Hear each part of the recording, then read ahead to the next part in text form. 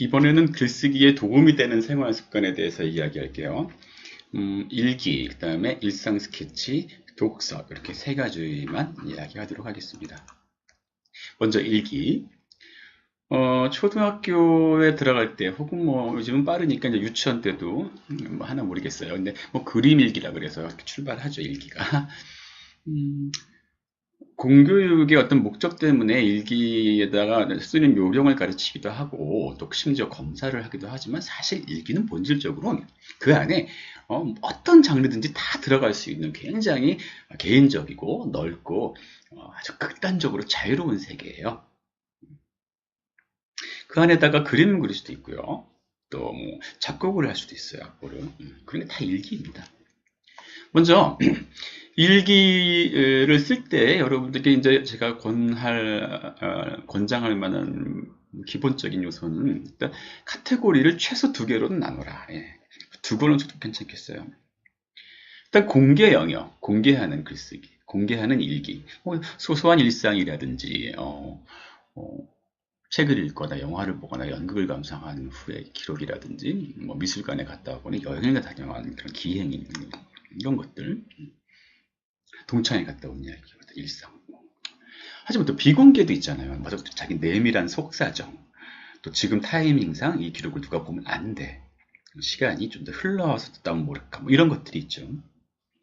이렇게 최소한의 두 가지가. 그래서 블로그라든지 뭐 페이스북 등등의 이제 뭐 SNS 같은 게 이제 성행해지는 것 같아요. 요즘 글쓰기에 관심 있는 사람들이 많아진 것도 그거랑 무관하지 않겠죠.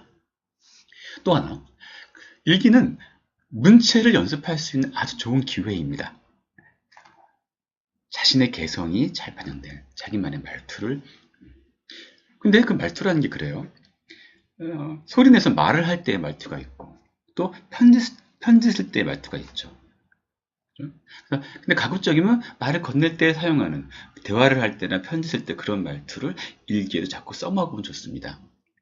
또 극단적으로는 생각할 때 사용하는 말투가 있어요. 무슨 말씀이냐면 우리 그러니까 브레인 다운로드 때 잠깐 설명을 했는데 자신의 의식의 흐름을 그대로 그냥 그대로 종이에다 내려받듯이 그냥 본인이 자기 생각을 억제하지 않고 생각이 나름대로 쓰는 그런 글쓰기 연습도 일기에다가 할 수가 있죠. 뭐 현재 시제를 연습하기도 하고, 예? 현재 시제 이다 이렇게 맞죠. 최면에 걸린 사람들이 보인다 뭐 하듯이 그런 말투로. 근데 거기서 얻는 장점이 있어요. 그건 이제 뒤에 일상 스케치 때 보충 설명을 해드릴게요. 옆에 사진을 보면 이게 누굽니까? 예, 예, 안네 프랭크죠. 일기하면 떠오르는 소녀예요.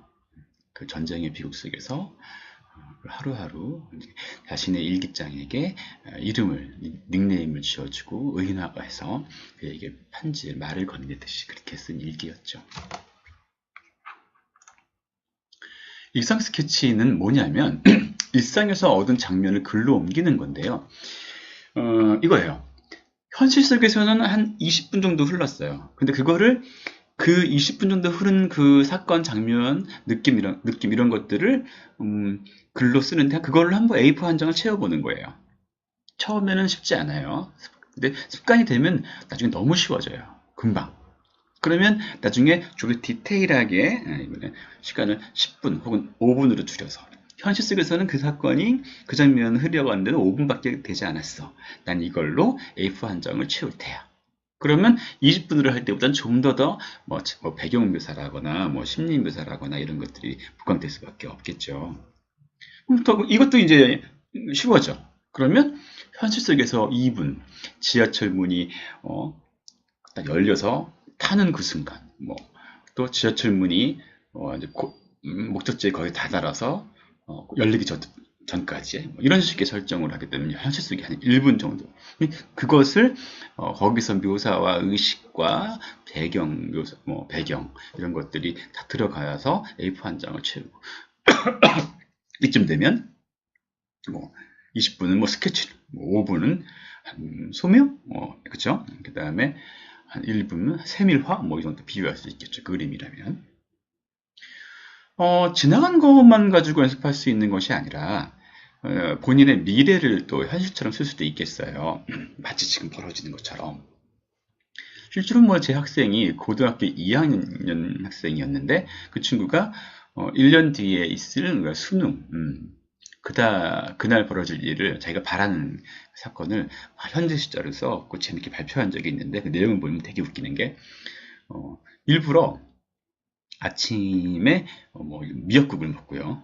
일부러 지각을 하고요. 그래서 경찰차를 타고 가고요. 오토바이를 타고 가고 뭐 보기 싫은 과목이나 어떤 특정 과목은 제끼고 이런 내용으로 발랄하게 썼더라고요. 그렇게 되고 싶어서. 근데 재밌는 건 그 친구는 정말 그 1년 뒤인 고3 수능날 정말 비슷하게 그렇게 했다 그래요. 왜냐? 그해 수시 전형으로 합격을 해버렸어요. 자기가 원하는 학교에. 예, 그런 겁니다. 예.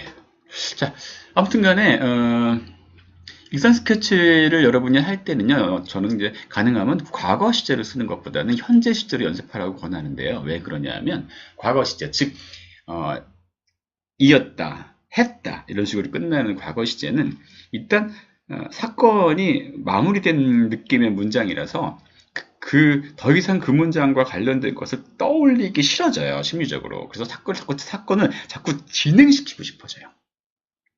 그런데 현재 시제, 즉 뭐뭐이다, 한다, 이런 식으로 자꾸 글을 문체를 선택을 하면 비록 문장은 하나 끝났지만 그게 사건이 종료된 느낌보다는 그 문장으로 인하여 떠오르는 이미지에 좀 더 집중하게 돼요. 무슨 말씀이냐면 보인다라고 쓰게 되면 자꾸 보이는, 어떻게 보이는지 자꾸 쓰게 되는 거예요.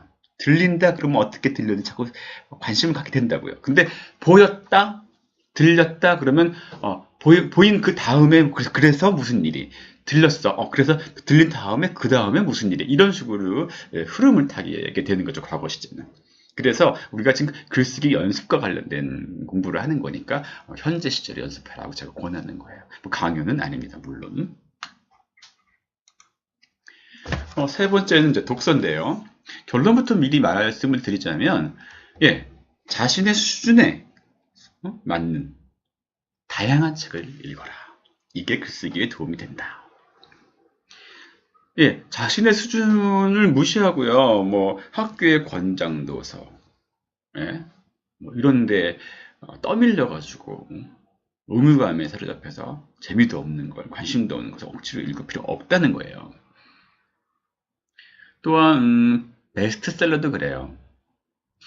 글이 훌륭해서 물론 베스트가 되는 경우도 많이 있지만 대체로 베스트셀러들은 그 사회가 지닌 그 시절의 어떤 문제점과 잘 맞물려서 베스트가 되는 경우도 많고요. 또 좋지 않은 책이 베스트가 되는 경우도 얼마든지 있거든요. 근데 이런 거는 환상이에요. 그냥 그러지 말고 본인이 관심을 지니고 또 본인의 독해력 수준에 맞춰서 그렇게 읽으면 돼요. 특히 저는 한때 동화책을 이렇게 열심히 찾아서 읽었던 시절이 있는데, 뭐 제가 어렸을 때 뭐 집안 환경이 가난했기 때문이기도 하지만 읽어보지 못했던 책들도, 아니면 또 반대로 제가 성장할 때는 뭐 아무래도 동화책의 분야가 적었어요. 뭐 세계 명작 동안이 뭐니 해서 아주 한정되어 있었는데, 지금은 너무너무 좋은 게 많은 거예요. 그래서 요즘 아이들이 부러워서, 그래서 막 초등학교 3학년 권장도서, 고학년 권장도서 이런 것들 막 찾아서 막 읽었어요. 너무 좋더라고요.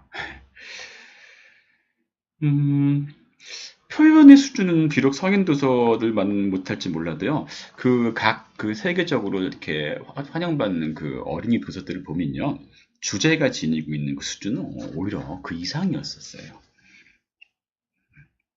또한, 고전이라고 하는 우리의 어떤 이렇게 고전으로만 무겁게 느껴지는 뭐 숙제 같은 그런 거잖아요. 뭐 성경, 그리스 신화, 셰익스피어, 그렇죠? 읽으면 좋아요. 잘 알면. 근데 이것도 역으로 접근할 수도 있습니다. 좀 아까 말씀드린 것처럼 자기 수준에 맞는 독서를 하다 보면 이 장면 좋아. 그런데 대부분의 그 장면의 원전들이 그 현대 작가의 100% 창작인 경우가 굉장히 드물고, 대부분 원전이 다 고전 속에 있는 경우가 많아요. 그래서 그 장면의 원전은 셰익스피어의 그 비극 중에 어느 작품 속에 있어. 이 작품의 원전은 성경의 요나서야. 이 작품에는 그리스 로마 신화의 누구누구 이런 식으로 이렇게 역으로 자연스럽게 고전을 알게 되고 이제 독서 능력이 쌓이면서 이제 원전 텍스트를 선택해서 그때서 읽어도 된다는 거죠. 무언들 읽지 않는 것보다는 낫잖아요. 그죠? 그 다음에 이게 특정 장르만 파는 독서 습관은 정말 해롭습니다. 시인이 되고 싶다고 시집만 드립다 읽으면 바보라고 제가 조롱을 합니다. 소설가가 되고 싶다고 소설책만 읽으면 되겠나요? 그럼 안 되죠. 독서는 마치 음식 같아서요. 다양하게 섭취를 해야 합니다. 취향에 안 맞는 거. 뭐 나이도 어린 친구들이 뭐 이제 고작 10대 심지어 이런 친구들이 그 책은 나랑 코드가 안 맞아. 내 취향 아니야. 이런 말을 하면 좀 안타까워요. 아직은 코드 찾고 취향 찾을 나이가 아닌데 생각이 들어서요. 아무튼간에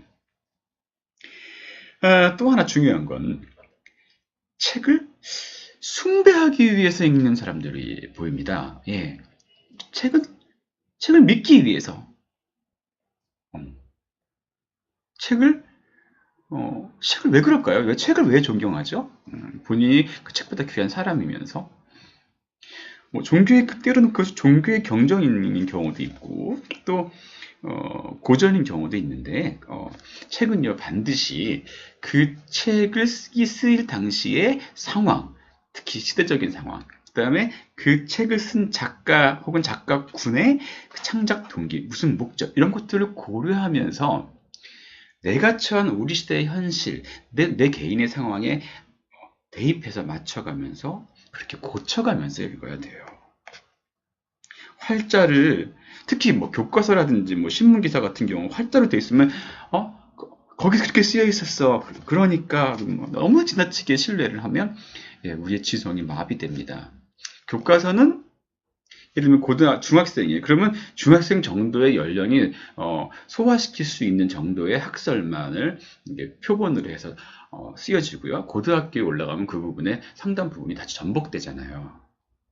중학교 때까지는 그렇게 배웠지만 고등학교 때부터는 이제부터. 그러면 또 대학 들어가면 또 마찬가지고 사회에 나와서 또 현실에 돌아오면 또 마찬가지로 그렇게 과거에 배웠던 게 그 지식과 가치가 전복됩니다. 이게 검토하는 태도가 필요한 거죠. 끊임없이 질문을 하면서 읽어야 하는 거죠. 더 나은 것은 없을까? 더 나은 해석은 없을까? 이런 식으로요. 또한 책을 이용해서 글쓰기 연습을 하는 방법들이 여러분들이 이제 많이 번졌으면 좋겠는데 기본적인 방법은 줄이는 방법, 읽는 방법, 그리고 늘리기, 고쳐쓰기가 있어요. 이거는 이제 나중에 또 세분화해서 여러분들께 설명을 한 시간 갖도록 하겠습니다. 자, 이렇게 세 가지요. 일기와 일상 스케치, 독서를 통해서 우리의 그런 습관, 우리의 생활 습관을 통해서 이제 글쓰기를 향상시키는 얘기를 잠깐 드렸습니다. 결론. 글쓰기는요, 그것이 비록 문예창작이라 할지라도 소수의 재능이 있는 사람들만의 특권이 아니에요. 살아있는 모두의 권리, 의무까지는 아닐지 몰라도요. 앞으로 여러분들이 즐거운 글쓰기 시간을 갖는데 이 짧은 조언이 도움이 되었으면 합니다.